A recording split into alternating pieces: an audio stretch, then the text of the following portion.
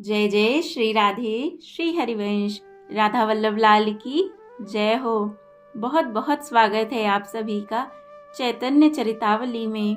आज से हम चैतन्य चरितावली को शुरू करते हैं। भगवान चैतन्य के पावन जीवन में प्रवेश करते हैं। तो जो पहला अध्याय है वो है चैतन्य कालीन भारत, अर्थात जब महाप्रभु इस धराधाम पर आए उस समय जो समय था वो कैसा था, उस समय किस तरह के लोग थे, किस तरह की वृत्ति थी और किस तरह का समाज हो रखा था जब महाप्रभु धरती पर प्रकट हुए। तो इसी बारे में ये अध्याय है। चलिए शुरू करते हैं, पर उससे पहले एक बार तो महामंत्र गा लें, क्योंकि ये महाप्रभु के हृदय को आह्लाद प्रदान करता है। प्रेम से कहो, आप भी गाओ। हरे कृष्णा कृष्णा कृष्णा हरे हरे, हरे रामा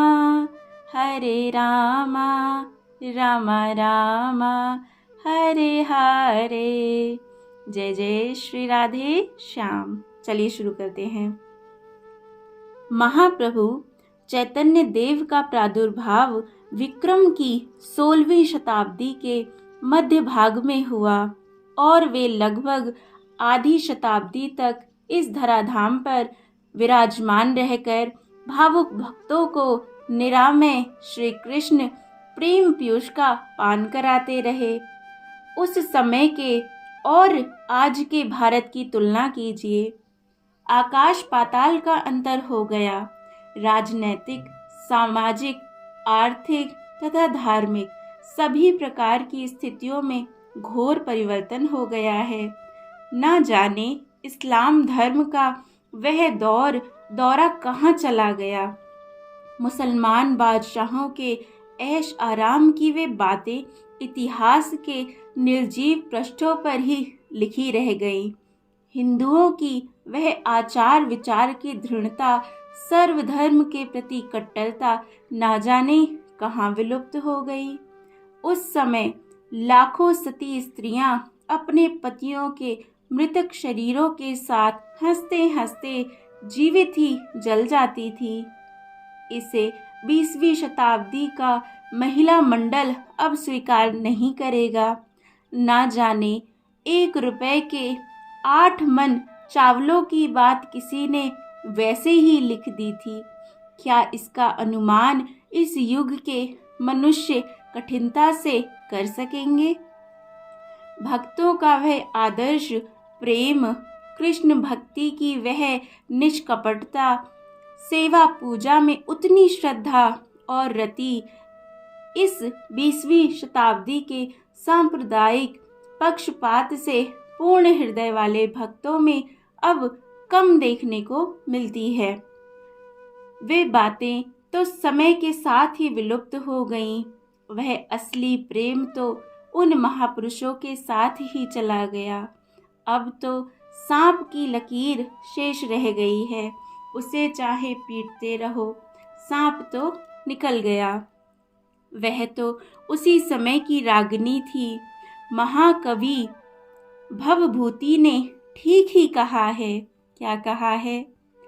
समय एव करोति बलाबलम प्रणिगदंत इतीव शरीरिणाम शरदी हंस रवाह परुषी कृत स्वर मयूर रमणीय ताम।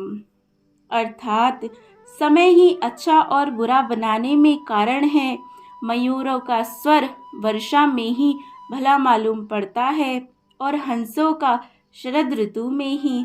सचमुच समय की गति बड़ी ही विलक्षण होती है। जय जय श्री राधे। सच में कितनी सत्य बात है ना। चलिए आगे सुनते हैं। महाप्रभु श्री चैतन्य देव का प्राकट्य जिस काल में हुआ वह समय बड़ा ही विलक्षण था। उस युग को महान क्रांति युग कह सकते हैं। उस समय संपूर्ण भारत में चारों ओर राजनैतिक, सामाजिक और धार्मिक सभी प्रकार की घोर क्रांति मची हुई थी। उस समय तक प्राय ऐसी मान्यता थी कि जो दिल्ली के सिंहासन पर विराजमान है वही संपूर्ण भारत का सर्वश्रेष्ठ नरपति है। दिल्ली का सिंहासन ही भारतवर्ष को दिग्विजय करने का मुख्य चिन्ह था। उस समय दिल्ली के सिंहासन पर लोदी वंश का अधिकार था, किंतु उस वंश के बादशाहों में अब वीरता पराक्रम बिल्कुल नहीं रहा था। लोदी वंश अपनी अंतिम सांसों को जैसे तैसे कष्ट के साथ पूर्ण कर रहा था। अफगान सरदार लोदी वंश का अंत करने पर तुले हुए थे, इसीलिए उन्होंने काबुल के बादशाह बाबर को दिल्ली के सिंहासन के लिए निमंत्रित किया। बाबर जैसा राज्य लोलुप बादशाह ऐसे स्वर्ण समय को हाथ से कब खोने वाला था। पंजाब का शासक दौलत खां उसका पृष्ठपोषक था और ये सन 1526 में बाबर ने भारतवर्ष पर चढ़ाई की और पानीपत के इतिहास प्रसिद्ध रण क्षेत्र में इब्राहिम लोदी को परास्त करके वह स्वयं दिल्ली का बादशाह बन बैठा और उसके पश्चात उसका पुत्र हुमायूं दिल्ली के तख्त पर बैठा। इधर राजपूतों में राणा सांगा ने हिंदू धर्म की दुहाई देकर बाबर के विरुद्ध बलवा आरंभ किया। दोनों में घोर युद्ध हुआ, किंतु मैदान बाबर के ही हाथ रहा। राणा सांगा परास्त होकर भाग गए। पंजाब में भी छोटी मोटी 50 रियासतें बन गईं। उनमें के पहाड़ी राजा तो प्राय सभी अपने को स्वतंत्र ही समझते थे। पहाड़ों में छोटी छोटी 20 स्वतंत्र रियासतें थीं। इधर दक्षिण भारत में विजयनगर का अंत हो चुका था। बहमनी वंश का अंत होते ही अहमदनगर, बीजापुर, गोलकुंडा, बीदर और बरार ये 5 रियासतें एकदम अलग हो गईं। बंगाल, बिहार, तिरहुल तथा उड़ीसा में भी छोटी छोटी बहुत सी मुसलमानी तथा हिंदुओं की नई रियासतें बन गईं। इस प्रकार संपूर्ण भारत में पूर्व से पश्चिम तक और उत्तर से दक्षिण तक एक भारी राज्य क्रांति मची हुई थी। सैकड़ों छोटे छोटे राज्य परस्पर में एक दूसरे से लड़ते भिड़ते रहते थे।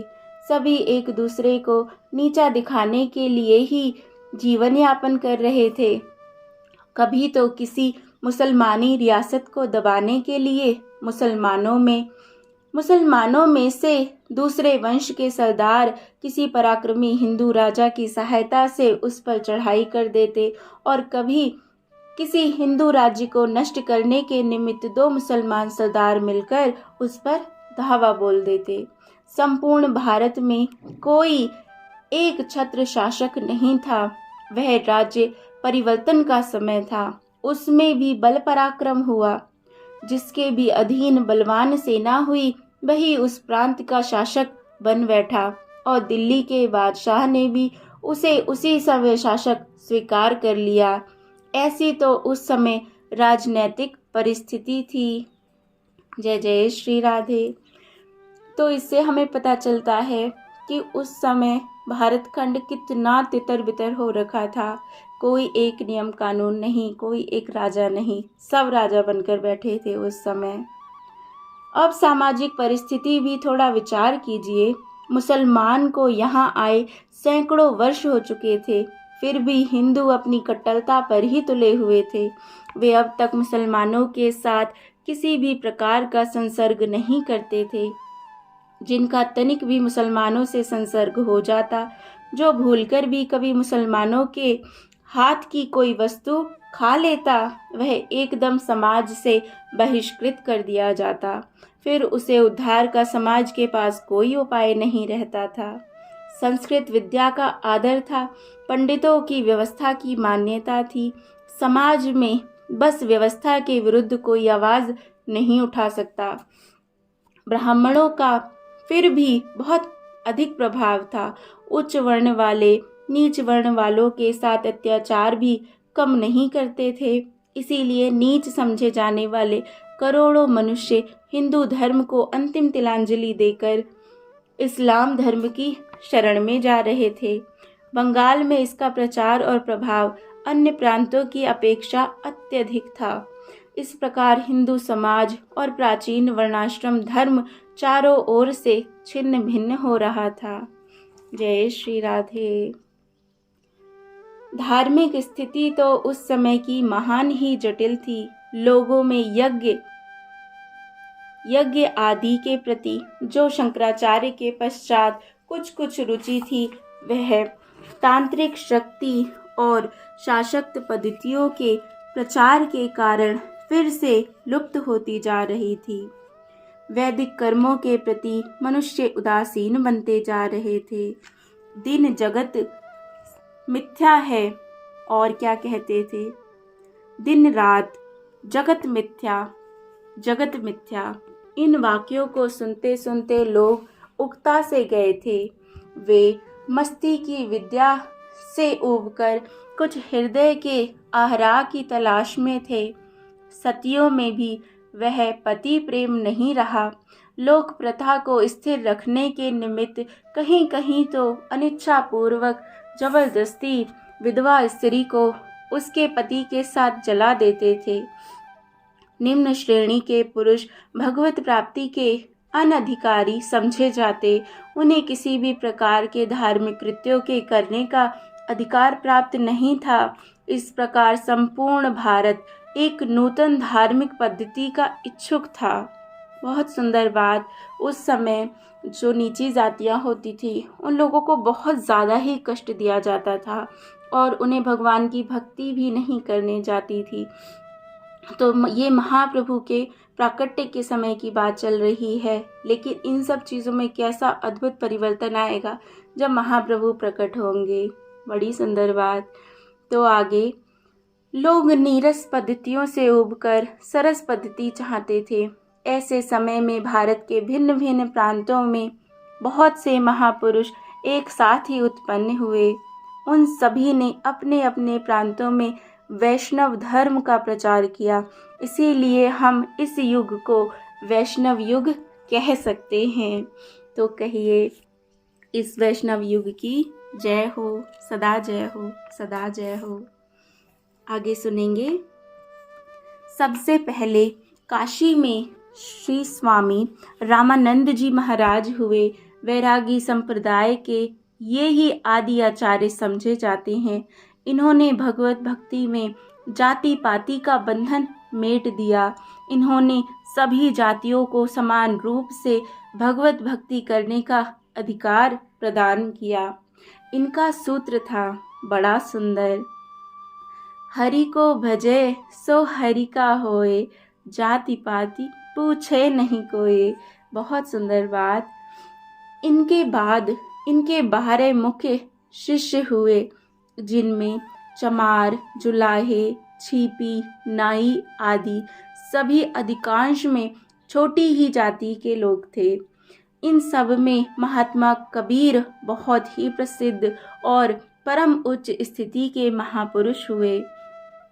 इनके उच्च तत्वों का संपूर्ण भारतवर्ष के ऊपर समान भाव से प्रभाव पड़ा। ये महापुरुष परम ज्ञानी, आदर्श भक्त, अद्वितीय अनुरागी और सबसे बड़े निर्भीक थे।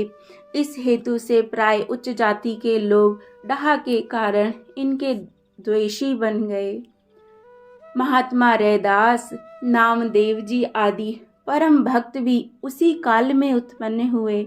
इन सभी ने रूपांतर भेद से वैष्णव धर्म का ही प्रचार किया। कबीर पंथ वैष्णव धर्म का ही विकृत और रूपांतर मात्र है। जय जय श्री राधे। इधर उसी समय पंजाब में श्री गुरु नानक देव जी भी हुए। ये कबीरदास जी के समकालीन ही थे। इन्होंने भी संपूर्ण भारत में 12 वर्षों तक भ्रमण तथा तीर्थ यात्रा करके पंजाब के करतारपुर में ही आकर रहने लगे। इनके उपदेशों का लोगों पर बड़ा प्रभाव पड़ता था, इसीलिए लाखों मनुष्य इनके उपदेशों को सुन सुन इनके शिष्य अथवा सिख बन गए। आगे चलकर गुरु गोविंद सिंह जी ने इन्हीं सब का एक सिख संघ ही बना दिया। इनके बड़े पुत्र श्री चंद्र जी बड़े त्यागी, तेजस्वी और प्रभावशाली महापुरुष थे। उन्होंने व्रतों को ही उपदेश दिया, इसीलिए उनके अनुयायी अपने को उदासी कहने लगे। उदासी एक प्रकार के सन्यासी ही होते हैं। असल में तो यह भी वैष्णव धर्म का ही रूपांतर है, केवल ये लोग शिखा सूत्र नहीं रखते। वैसे उदासी संप्रदाय में भगवत भक्ति ही मुख्य समझी जाती थी। अब तो उदासी संप्रदाय भी विचित्र ही बन गया है। इधर दक्षिण में महात्मा समर्थ गुरु रामदास जी ने भी राम भक्ति का प्रचार किया। उनके प्रधान शिष्य छत्रपति महाराज शिवाजी केवल राज्य लोलुप लड़ाकू शूरवीर ही नहीं थे, वे परम भागवत वैष्णव थे। उनके युद्ध का प्रधान उद्देश्य होता था हिंदू धर्म रक्षण और गौ ब्राह्मणों का प्रतिपालन। इनके द्वारा महाराष्ट्र में भजन कीर्तन और भगवत भक्ति का खूब प्रचार हुआ। महाराष्ट्र के प्रसिद्ध संत श्री तुकाराम जी महाराज भी इसी समय उत्पन्न हुए और उन्होंने अपनी अद्भुत भगवत भक्ति के द्वारा संपूर्ण महाराष्ट्र देश को पावन कर दिया। ये विठलनाथ जी के प्रेम में विभोर होकर स्वयं पद गाकर नृत्य करते और स्वयं पदों की भी रचना करते। इनके भक्ति भाव से प्रसन्न होकर साक्षात विठलनाथ जी ने इन्हें प्रत्यक्ष दर्शन दिया और वे सदा इनके ही साथ रहते थे। ये सशरीर वैकुंठ को चले गए। इनके द्वारा मराठी भाषा का और संपूर्ण महाराष्ट्र देश का कल्याण हुआ। जय हो। इधर काशी में भगवान श्री वल्लभाचार्य जी भी उस समय विराजमान थे। काशी छोड़कर उन्होंने ब्रजमंडल का परम प्रसिद्ध पूर्ण नगरी गोकुलपुरी में अपना निवास स्थान बनाया। शुद्धाद्वैत संप्रदाय के यही प्रधान आचार्य माने गए। ये श्री बालकृष्ण के उपासक थे। इनके द्वारा देश के विभिन्न स्थानों में श्री कृष्ण भक्ति का खूब प्रचार हुआ। इनके शिष्य अधिकांश धनी पुरुष ही होते थे। गुजरात, काठियावाड़ की और इनके संप्रदाय का अत्यधिक प्रचार हुआ। इनके 7 पुत्र थे। उन सभी ने वैष्णव धर्म का खूब प्रचार किया। इसी समय बंगाल में श्री चैतन्य महाप्रभु का प्राकट्य हुआ। चैतन्य के पूर्व बंगाल की क्या दशा थी और चैतन्य देव के द्वारा उसमें किस प्रकार परिवर्तन हुआ, इन सभी बातों का परिचय आगे हमें अवश्य मिलेगा। जय जय श्री राधे, जय जय श्री राधे श्याम। तो देखा आपने उस समय का चैतन्यकालीन जो भारत है वो कैसा था। अब अगला अध्याय हम आगे श्रवण करेंगे, जिसमें हम सुनेंगे कि बंगाल जहाँ पर महाप्रभु का प्राकट्य हुआ उस समय बंगाल की क्या स्थिति थी, है ना। बहुत आनंद आएगा आगे, तो सुनते रहिए। अगर आपने चैनल को सब्सक्राइब ना किया हो तो ज़रूर करें। जय जय श्री राधे। बेल आइकन ज़रूर दबाएं ताकि आपको नोटिफिकेशन मिले वीडियो पोस्ट होते ही। यहाँ तक इतने प्रेम से सुनने के लिए आपका बहुत बहुत आभार। जय जय श्री राधे। श्री चैतन्य महाप्रभु की सदा जय हो।